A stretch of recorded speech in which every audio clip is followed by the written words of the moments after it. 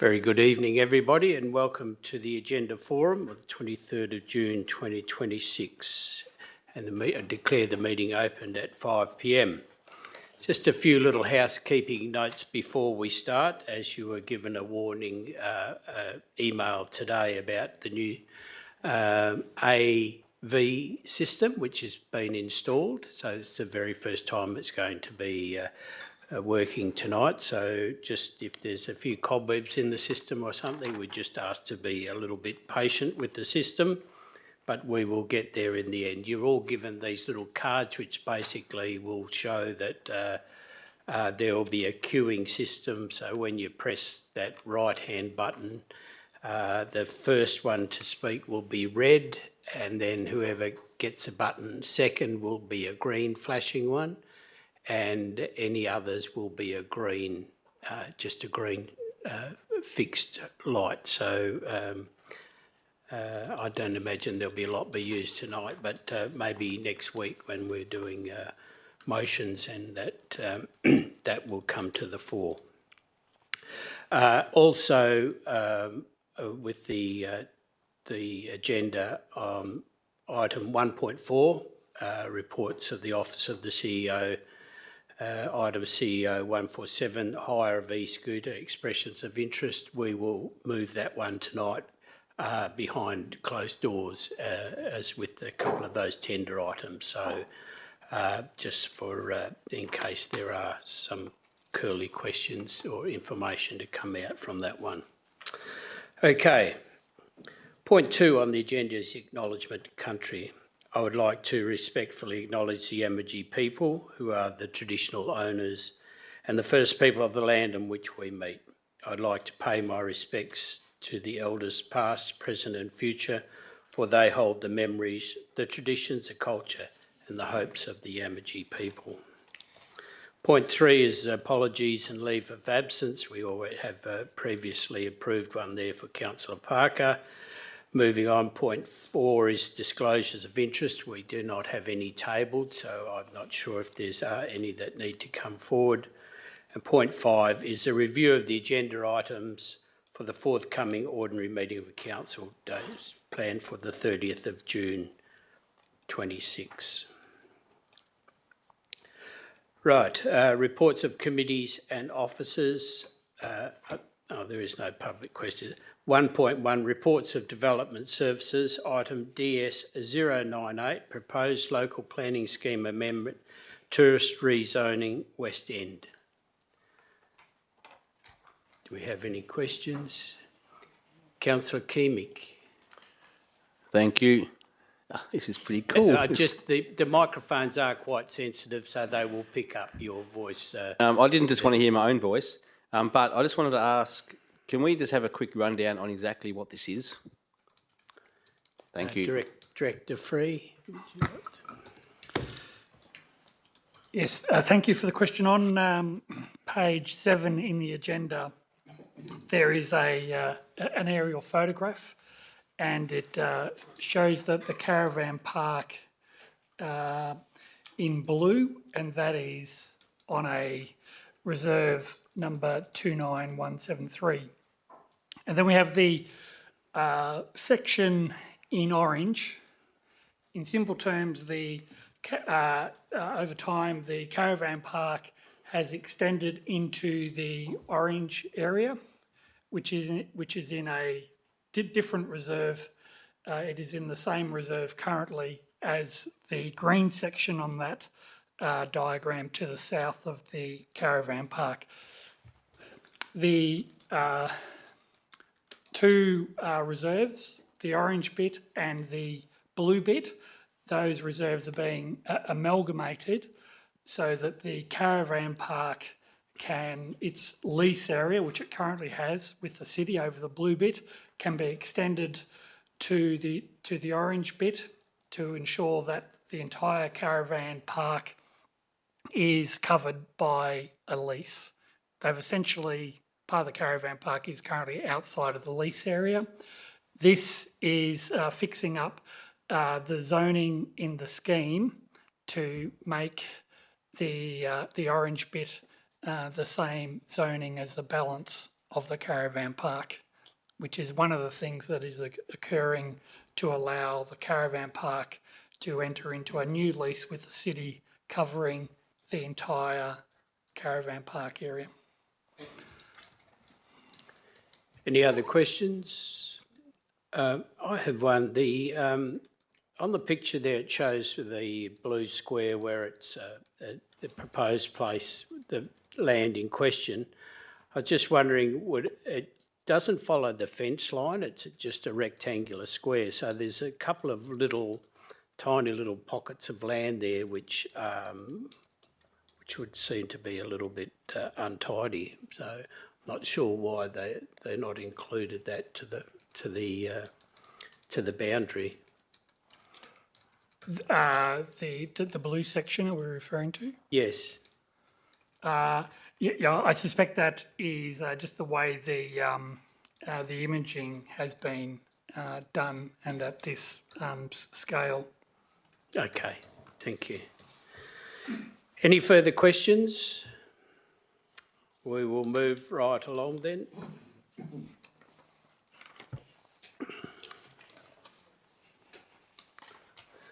(1.1) Reports of Community and Culture, there are nil. 1.2 Reports of Corporate Services, item CS 308. Council Policy 4.9 Procurement of Goods and Services. Any questions?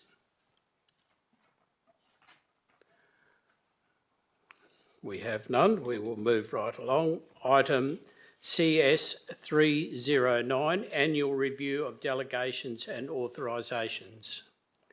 Once again, asking for questions, councillors.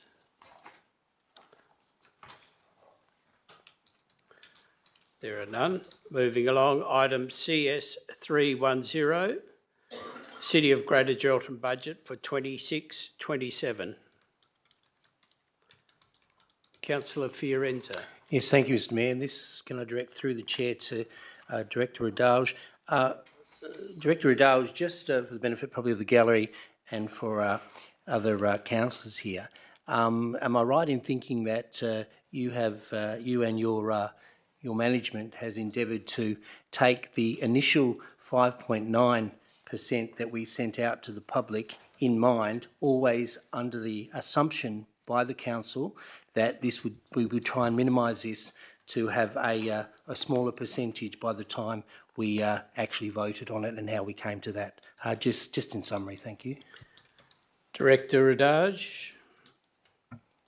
Thank you for the question, Councillor. Yeah, as you're aware, we're required under the Act to give a notice of intent, and that's normally fairly early in the budget process.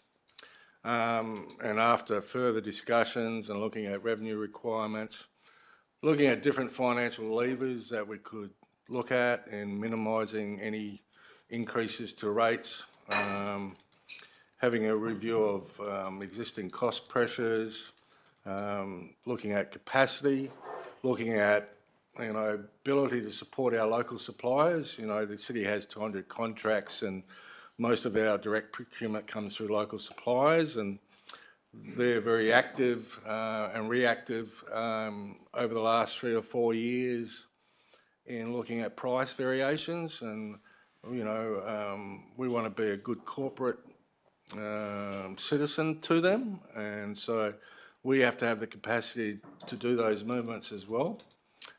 Since COVID, there's been this constant cost pressure that hasn't gone away. It's evident the current forecast is that will remain for at least the next 12 months. And hopefully the RBA forecast that cost pressures will ease sometime in 2027 is a good sign. So in summary, after further discussions with council looking at, you know, our level of expenditure, noting that when you benchmark the city against other councils and 11 of the biggest regional councils, you know, our indices around employment show that we run fairly lean compared to them. We're the second lowest in regarding employment costs indices. But there is pressures there, and we've had pressures from industrial agreements, you know, movements there, you know, fuel, you know, we're, a large number of our big contracts are very fuel dependent, and we've seen substantial increases in them in the last few months. And then taking that on board and looking at, you know, council's underlying principle of long-term financial planning of keeping, you know, rate movements as low as possible. Further workshops with councillors, we believe we arrived at a reasonable position at 4.5. Thank you, Director Radaj. Very comprehensive reply. Do we have any further questions on this item, councillors? No, we have no further ones, so moving right along. Item CS 311, monthly financial report for the period ended 31st of May 26. Councillor Van Stein. Yeah, this is a bit of a lame one, but just keep it short.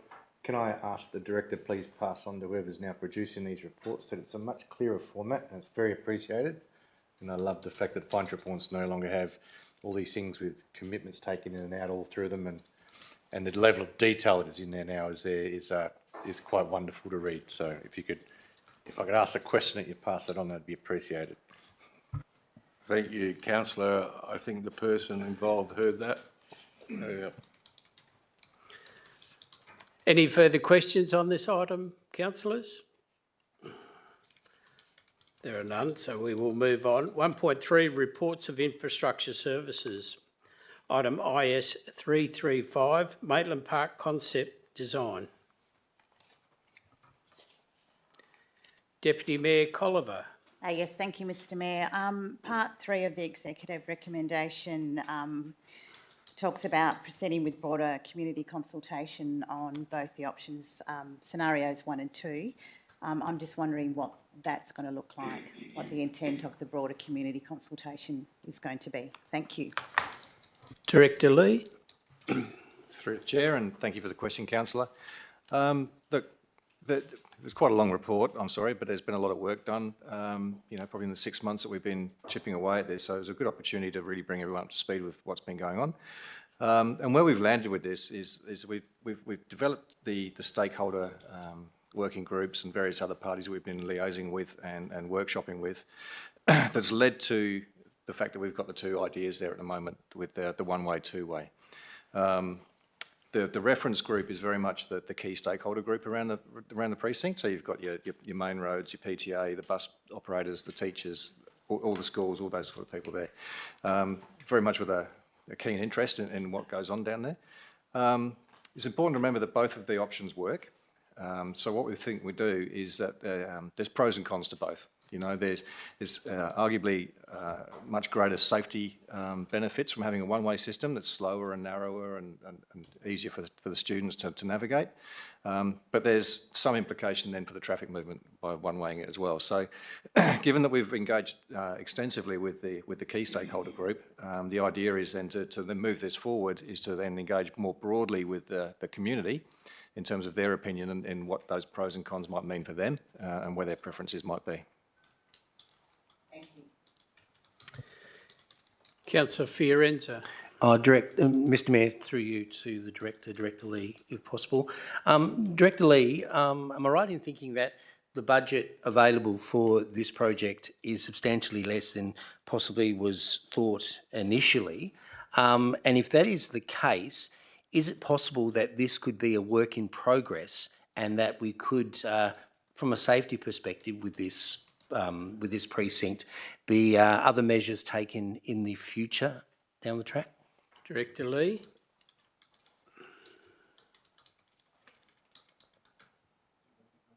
Yeah. Broken the system already. I think because I had mine on. So. Through the Chair, thank you for the question, Councillor. So the work that we're doing currently is fully funded under the grant funding opportunity that we've received.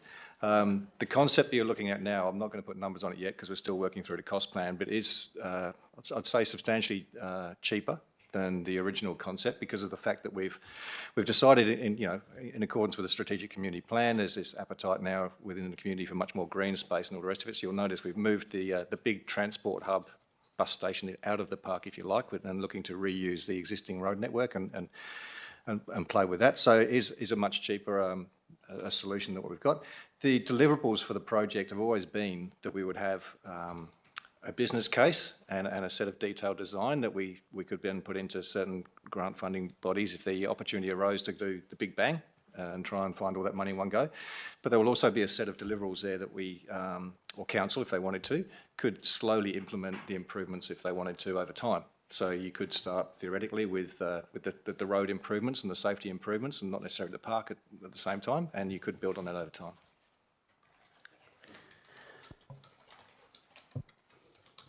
Councillor Milnes, did you press your button twice? I'm just trying to work out why it went funny like that. So you pressed I pressed it once, but it had the green flashing light waiting for so the that would in wait, line. and then you'd be called.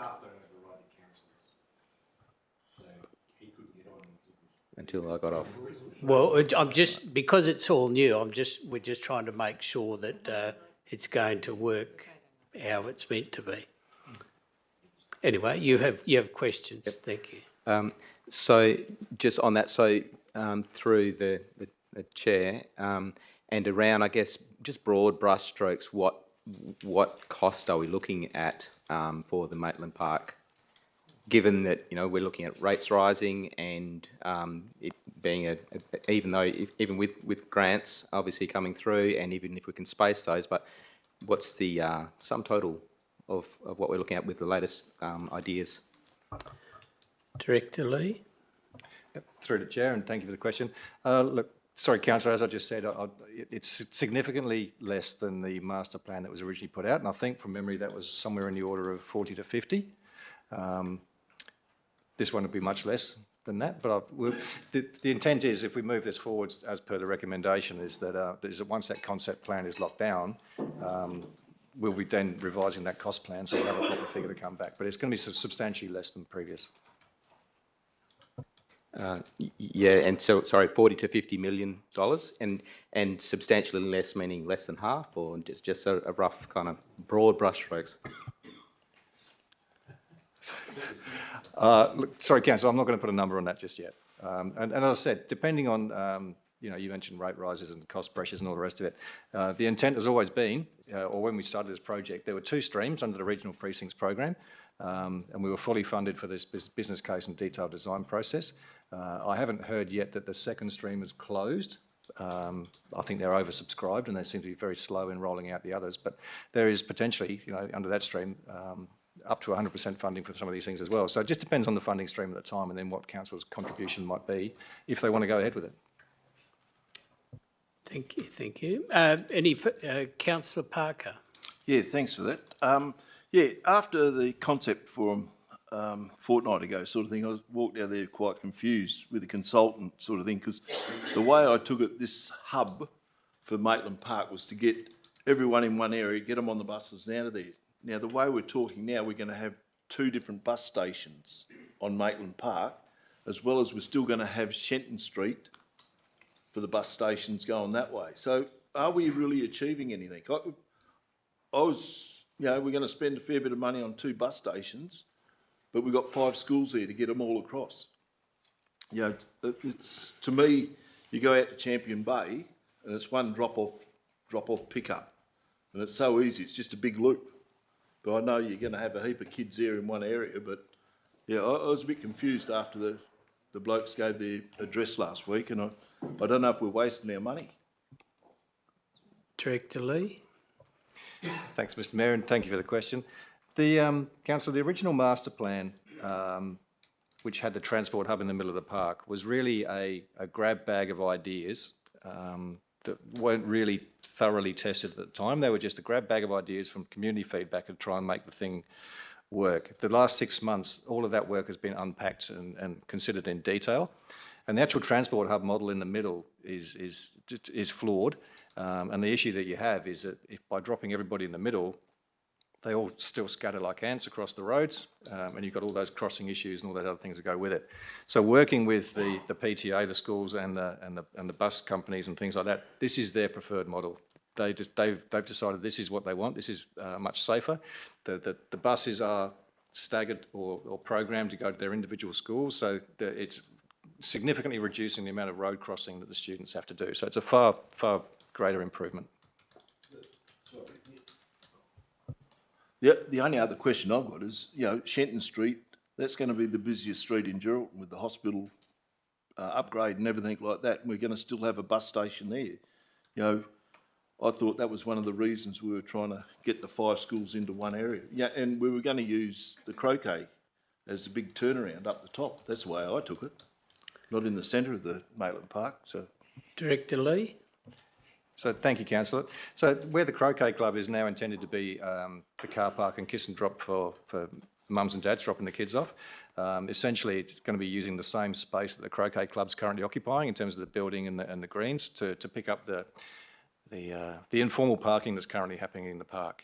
The traffic modelling that we've done so far with the model that's been presented here tonight has shown negligible impact on transport and traffic times, even though we've put in these bus stations, if you want to call them that, on the streets.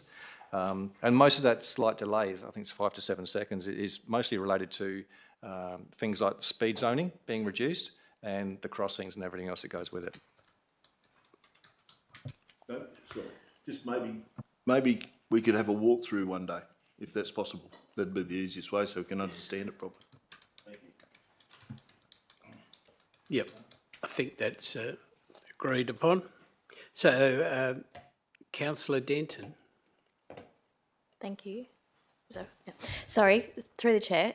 Can I just please clarify, because I feel like we're getting a little bit ahead of ourselves. This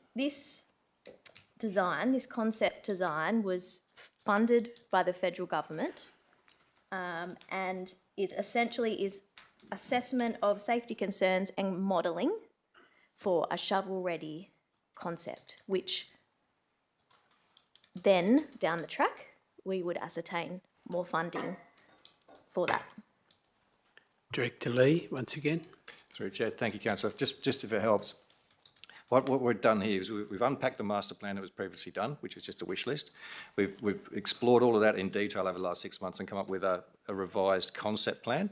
So assuming the council's happy with that next week, the intent then is to go into detailed design and the business case, to then have a set of documentation and a supporting business case and specifications and everything else that goes with it then, to either make a call. We can actually put in a submission for grant funding to actually construct something, or council can consider funding a staged approach to deliver this if you wanted to. An additional question. So just to clarify again though, this concept design stage has been funded. Yes, so we're fully funded right through to the completion of the detailed design and the business case to be shovel ready. Yeah. Mr. CEO, did you want to contribute? So do we have any more questions on this? It's good that we do clear any thoughts that aren't not quite clear with what we're having. No further questions. We will move on. 1.4, reports of the Office of the CEO. As I stated, we will push that one further down the line into when we go behind closed doors, which leaves us one more item to deal with before we do that, is 1.5, reports to be received. This is RR85, reports to be received for June.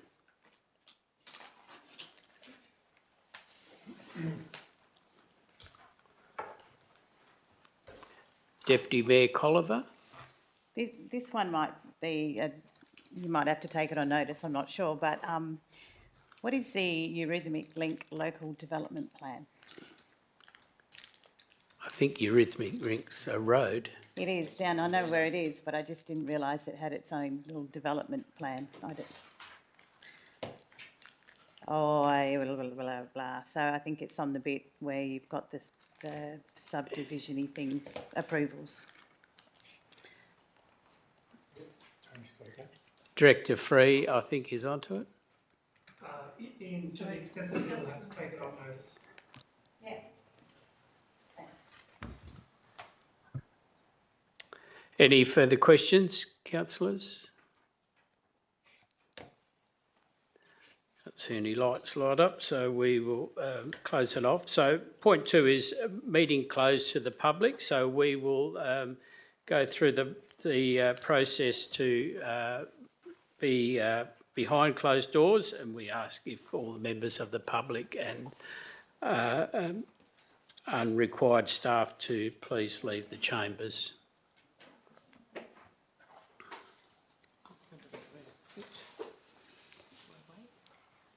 You can switch.